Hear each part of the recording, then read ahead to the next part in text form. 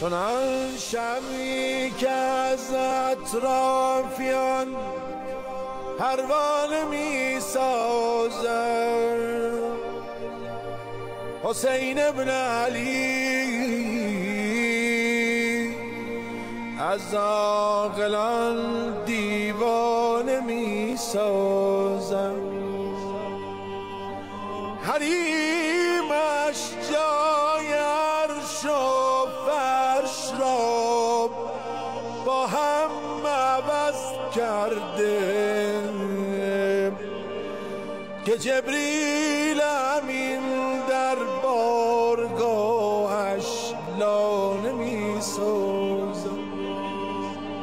طبیبان بارها گفتن این غم را علاجی نیست، دگر غیر از هوای کربلا برمان می سازد. یا قدیم الاحسان، یا قدیم الاحسان، یا حسین،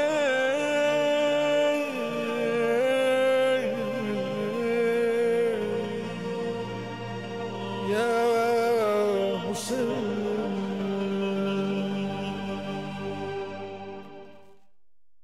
خاتون شهر آینه هایی بزرگوار، زهرای شهر یثرب مایی بزرگوار، این قوم را به راه حقیقت کشانده ای. خانم جان، این قوم را به راه حقیقت کشانده ای. موسای بی ابا و عصایی بزرگوار. گم کرده ایم کعبه حاجات و آمدیم، گم کرده ایم کعبه حاجات و آمدیم نزد شما که قبله نمایی بزرگوار. قبله نمای کربلا در حادثه سترگ و بزرگ و بی‌نظیر عاشورا آقایی است از قبیله سید الشهدا، آقایی که او رو با نام زیبای سید العباد امام سجاد میشناسیم. عراقی ها وقتی آقای ما قرآن سربوده کربلا رو مورد اشاره قرار میدن، نام شریف او رو به عنوان لطافت و ظرافت کلام میبرن و او رو با نام ابو سجاد خطاب قرار میدن. آقای بزرگواری که در روزهای دلتنگی قافله امید بود و آب و آینه‌ای بود برای اسیران و کاروانیان دلتنگ و بیتاب کربلا. و بعد از این حادثه بزرگ و سترگ، صحیفه بی‌نظیر سجادیه او فانوس معرفتی بود برای شناخت این حادثه بزرگ، یعنی صحرای عظیم و حادثه بزرگ کربلا. سر سفره مناجات و عبادت او نشستیم که بزرگترین سلاح معرفت و البته پیکان بصیرت رو به دل و جان ما هدیه میکنه. با ما همراه باشید، یاد خدا رو در دل خودمون زنده میکنیم، با یاد او که این روزها در سوگ شهادت او به غم و پریشانی نشستیم و یاد خدا رو به روایت پرچم و بیرق و علم زنده میکنیم. یاد خدایی به روایت محرم.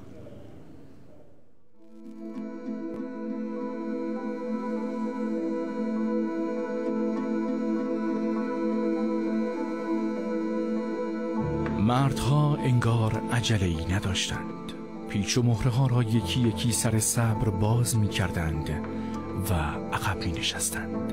شانه هایشان در سکوت تکان می خورد.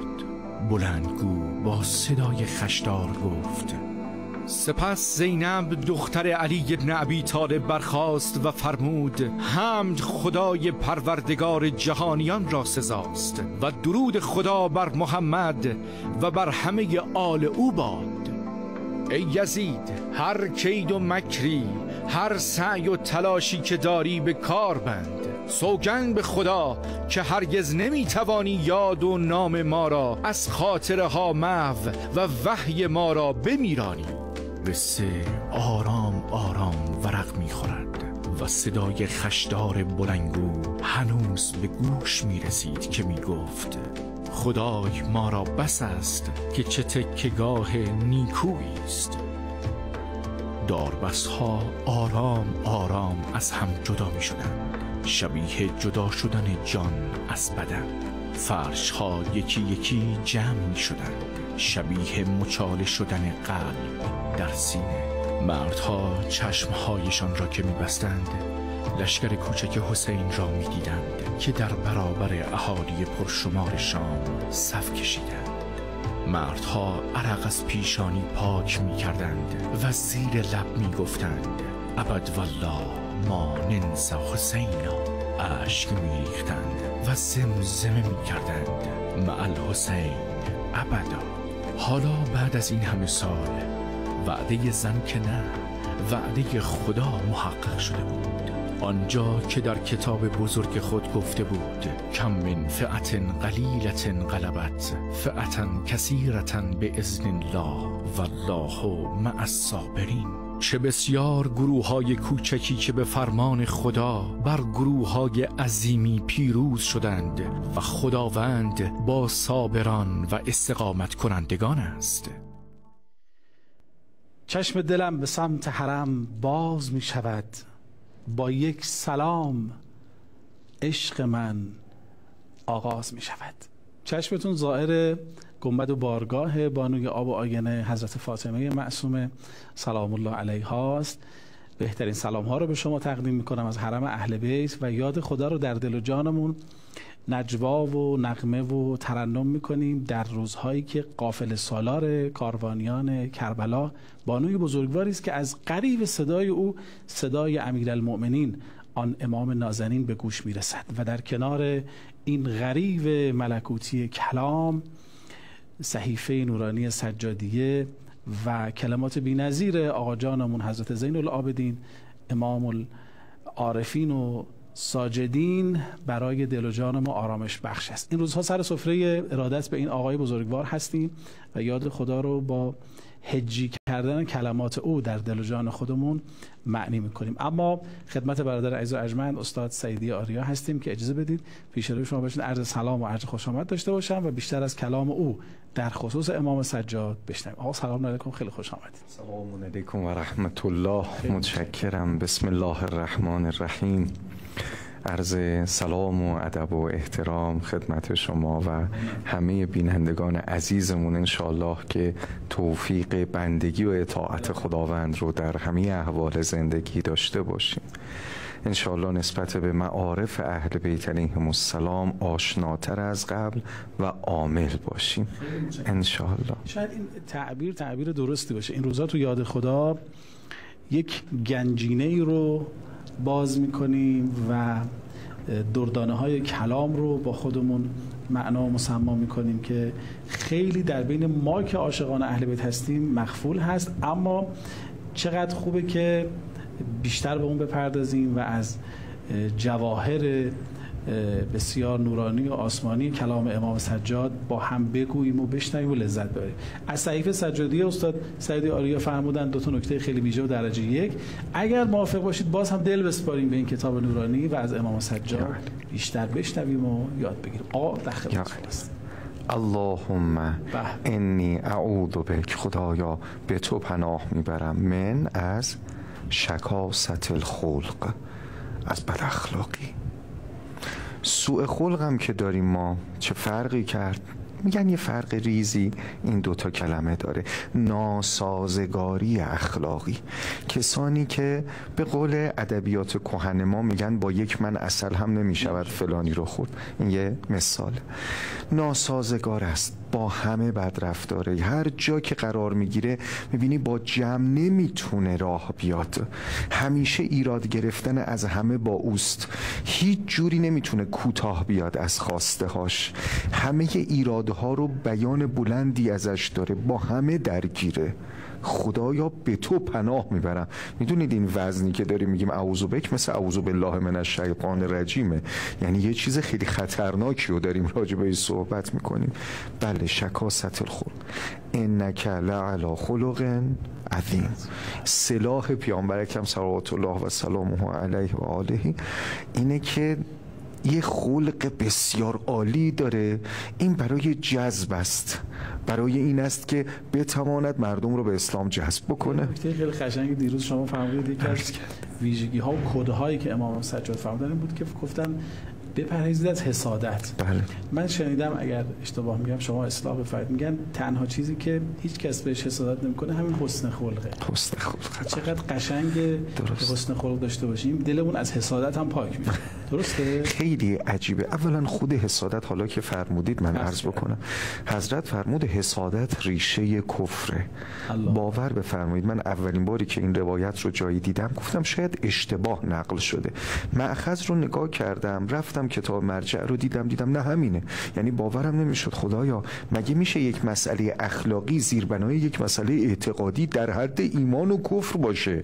حسادت ریشه اصل داره تو روایت، اصل این ریشه حسادت ریشه کفر. بعد دیدم نه، شما وقتی میری تحقیق میکنید تو مسائل اخلاقی چنان زیربناست نسبت به یعنی عداوت ها، هدایت نشدن ها رو خوب که میتراشی اون زیرش به یه مسئله اخلاقی میرسی. کفرم که داری میتراشیش نگاه میکنی به یه مسئله اخلاقی میرسی. عداوتش با پیغمبر اکرم صلوات الله و سلام علیه سر مسئله قبیله است، سر حسادت، سر اون حالت کبریه که داره. اصلا بالاتر از همه اینا رو بتراشیم و درانمون اخلاق شد الان دیگه. خود همه ما شب قدر الهی العفو، خدایا ببخش، هممون اینو داریم. بعد یه بهانه هم از هممون داریم، خدای شیطون گولمون زد. دیدی تو قرآن هم گفته لأغوینهم اجمعین. خب خود شیطون رو کی گول زد؟ اون اگه بخواد یه وقت فرض میکنیم حالا شب قدر اومد گفت خدا ببخشید منو، خب 3 نقطه بقیه کی گولش زد؟ قرآن کریم میفرماید ابا واستکبر و کان من الکافرین. استکبار، کبره، یعنی اونجا هم که بگردی بتراشیش این زیرش یه مسئله اخلاقی پیدا میکنی. این که ما زیربنای بسیاری از مسائلمون رو مسائل اخلاقی میگیم. انما بعثت لاتمم مکارم الاخلاق، یعنی تهش رو نگاه بکنی گاهی شبهه نیست، گاهی شبه اعتقادی نیست، یه شهوت عملی است، یک سوء خلق است، داره به صورت شبهه به صورتهای دیگه‌ای بیرون میزنه. بیماری اخلاقی است که داره خودشو دیگه نشون میده. واژه درست آقا استفاده کرد، اینا بیماریه. بله. اما شاید این که ما به تعبیری این سوء اخلاق ها رو که حالا بعضیا کم و کس رو کوتاه میدونن، خیلی جدی نمیگیرن و اون رو بیماری نمیدونن که به دنبال درمانش برن. ما مثلا سرماخوردگی رو یک بیماری میدونیم، تا عوارضش رو میبینیم سر بریم دکتر. اما وقتی حسادت رو تو دل خودمون احساس میکنیم، استکبار رو تو دل خودمون حس میکنیم، به دنبال درمانش نمیریم. درست. چون اون رو بیماری نمیدونیم و اگر بدونیم، خیلی واژه درسته استفاده کرد، و اگر بدونیم و به دنبال درمانش بریم به راحتی قابل حله. یکی از خاصیت هایی که بیماری های این گونه داره و خودش رو مخفی میکنه در وجود انسان، گفت فلانی آب پیدا نکرده وگرنه شناگر قابلیه. آره، اینکه تا موقعیتش پیش بیاد. همه ما ادعای شجاعت داریم، حالا یهو پیش میاد. همه ادعای همراهی با ابا عبدالله علیه السلام هم داشتن، حالا یه وقت پیش بیاد ببین هستیم نیستیم، وضعیت چجوریه. خدا ما رو امتحان نکن که نمیشه. اگر هم امتحان کردی خودت کمک کن پیروز بیرون بیای، وگرنه مسائل نهفته، مریضی های نهفته اخلاقی وقتی تو بسترش قرار بگیره طرف، خب فکر کن من مثلا نابینا باشم بگم من آقا ببین به نامحرم نگاه نمی کنم، خب اصلا موقعیتش نیست، خسته نباشید.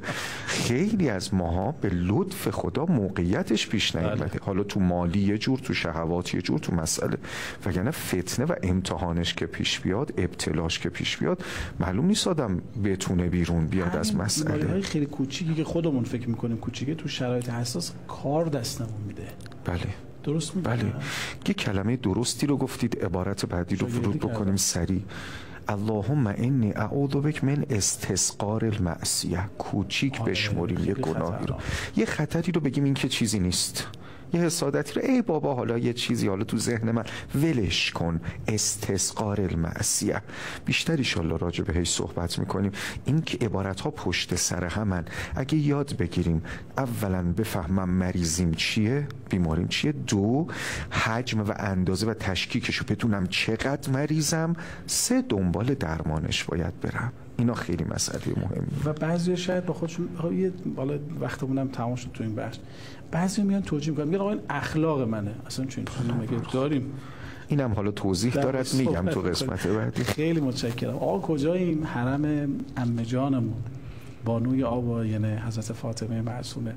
قول میدم از طرف شما بعد از برنامه که حتما زیارت میکنم، اما شما هم زائرید، شما هم تو این صحن و سرای باصفا هستید، دست ادبی بگذارید به سینه، پرواز بدید دلتون تو این صحن و سرای باصفا. خیلی خانم فاطمه معصومه سلام الله علیها مهربان، رؤوف و بزرگوار هستن. ان شاءالله دل و جان شما رو با نگاه پر از مهر خودشون مینوازن. بفرمایید.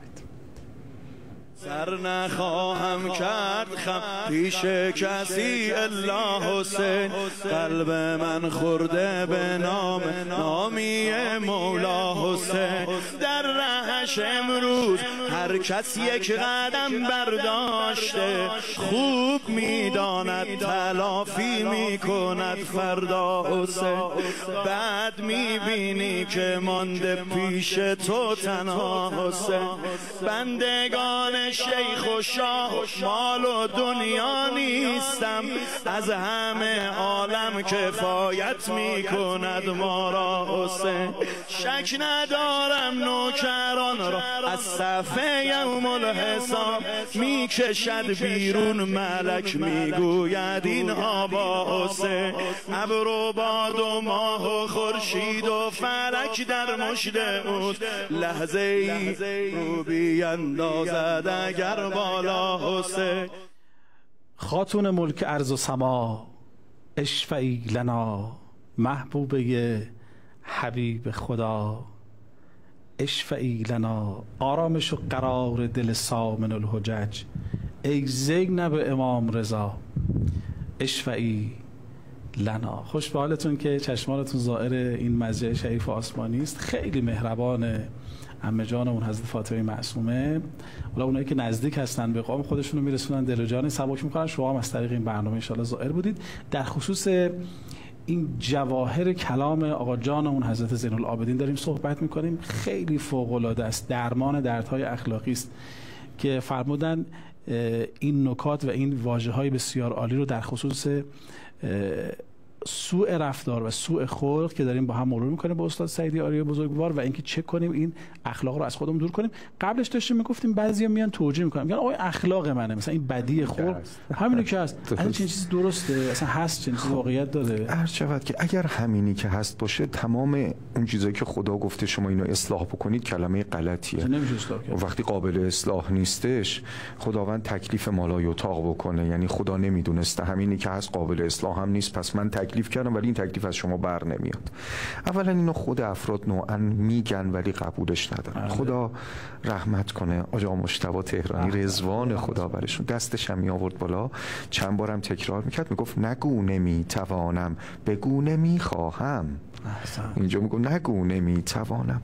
من اینو امتحان کردم یعنی یه وقت دانش آموزی داشتم توی کلاس داشتیم صحبت میکردیم، یکی از این دانش آموزا گفت آقا من خیلی عصبی هستم، حالا به عنوان یه و داشتیم صحبت میکردیم، گفتم خب بابا جان مثلا این روشو داره این روشو داره و اینها. گفت نه اصلا دست من نیست، همون نمیتوانم خودم.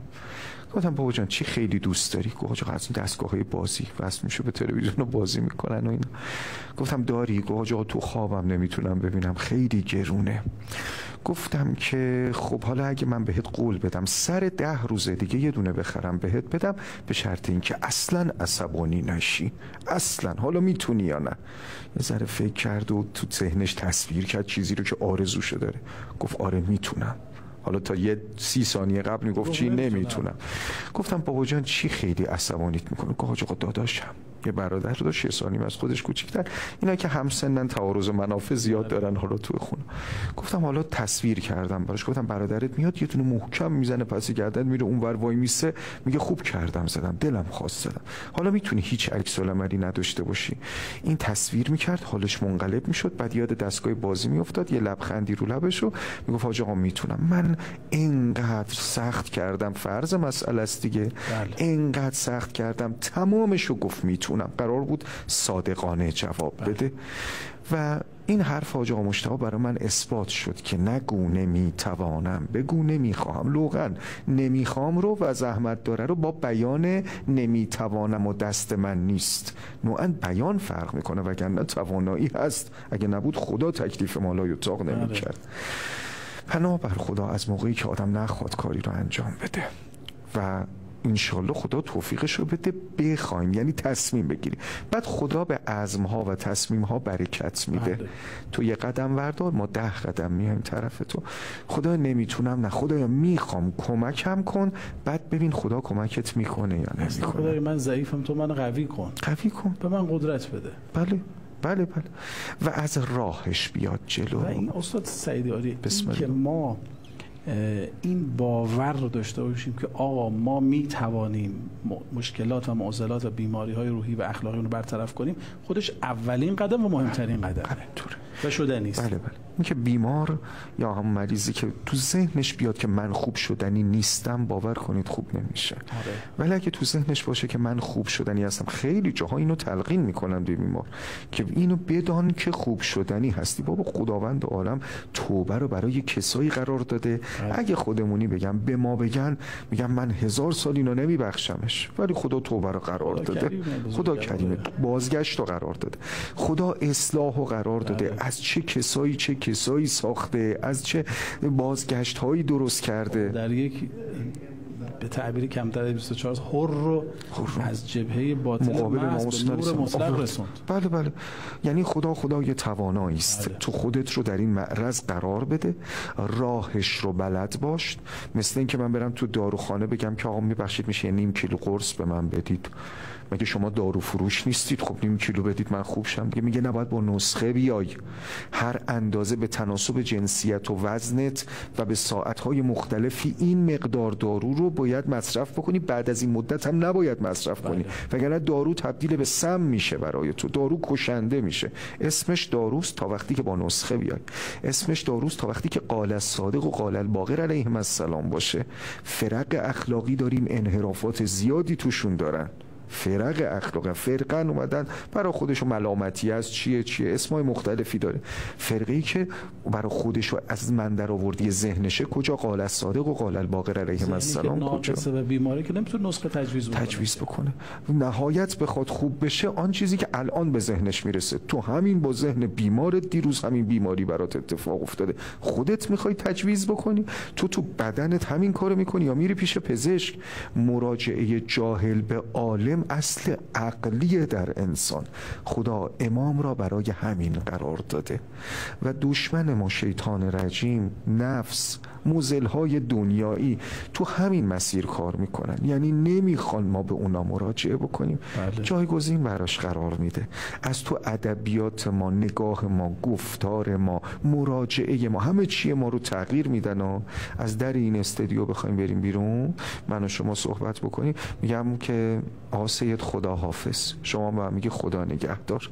فاعل حفاظت کیه؟ خداست. میاد فرهنگ ما رو تغییر میده، میگه نگو خدا حافظ، بگو مواظب خودت باش. تو مواظب خودت باش، فاعل حفاظت کیه؟ تو مواظب خودت باش. دیگه نمیگه خدا حافظ، میگه بی کلاسیه، نگو این حرفا چیه، بگو مواظب خودت باش. چقدر با کلاسه. هر جا دیدید خدا خط خورد، از تو نسخه ها رفت، توکل ها رفت، مسیرها، جهت ها. دیگه نمیگه قال الصادق علیه السلام عصبانیت اینه فلان، میگه راجب یه چیزی یه تحقیقی کردن، راجب اینطوری مبهم صحبت کردن. از کسانی نقل قول میکنی که خود اینها زیربنای فکریشون کفر بوده، خودکشی کردن، اصلا تموم شده. آخرای زندگیشون نگاه میکنی فلانی خودکشی کرده، فلانی به 1000 انحراف افتاده. بله. بعد من با فکر آلوده و کثیف او که خروجی و ترشح فکریش، من مؤمن بخوام عمل بکنم به اون؟ بعد اگر نداشتیم این حرفا رو، تازه یه چیزی انبار جواهره. بله. که کتب اهل بیت علیهم السلام و قرآن کریم چرا استفاده نکنم؟ بله. اینی که ما بیان میکنیم صحیفه مبارکه سجادیه، این عبارت ها رو عرض میکنیم، اینی که بدونیم داریم. اگه بخوام شکاست الخلق رو درستش بکنم همین ها به ما آموزش دادن. خیلی خیلی متشکرم. سلامت. اونایی که ممنونم. اونایی که میخواد در موکب حضرت فاطمه معصومه عمود 1080 در ایام 40 مشارکتی بکنن، قدمی بردارن، نفسی بزنن، خدمتی بکنن، به 3011-22 عدد 3 رو بفرسته که انشالله اونها بتونن جز خادمان حضرت فاطمه معصومه باشن. فکر می‌کنم چقدر فرصت داریم تا پایان برنامه؟ یه دقیقه یه دقیقه جمع. خیلی سریع. اینایی که میرن حرم امام حسین علیه السلام گاهی یه نوشته یه چیزی می‌نویسن آقا ما دیگه فلان کار الف به اون خطاها رو انجام نمیدیم. این شبا هیئت میرید، حال خوبی پیدا میکنید، حرف میزنید آقا من تو حرم شمام میخوام فلان کار رو ترک کنم و میتوانم. بله. تو کمکم کن ان شاء الله. ان شاء الله. ممنونم که با ما همراه بودید و از حرم فاطمه معصومه به شما سلام دادیم. گل یاد شما رو اینجا میکاریم و سلام شما رو گره میزنیم به ذریح نورانی و آسمانی این بانوی آباینه خانم جان حضرت فاطمه معصومه. ممنونم که با یاد خدا با ما همراه بودید. یاد خدا رو سر سفره امام سجاد در دل خودمون زنده کردیم و انشالله تا فردا شب هم باز توفیقی بشه کنار شما باشیم. شما رو به خدای مهربان میسپارم. یا علی مدد. خدا نگهدار.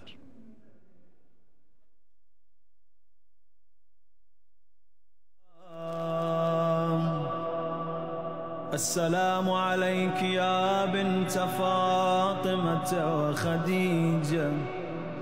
السلام عليك يا بنت أمير المؤمنين. السلام عليك يا بنت الحسن والحسين. السلام عليك يا بنت ولي الله. السلام عليك يا أخت ولي الله. السلام عليك يا عمة ولي الله. السلام عليك يا بنت موسى بن جعفر ورحمة الله وبركاته.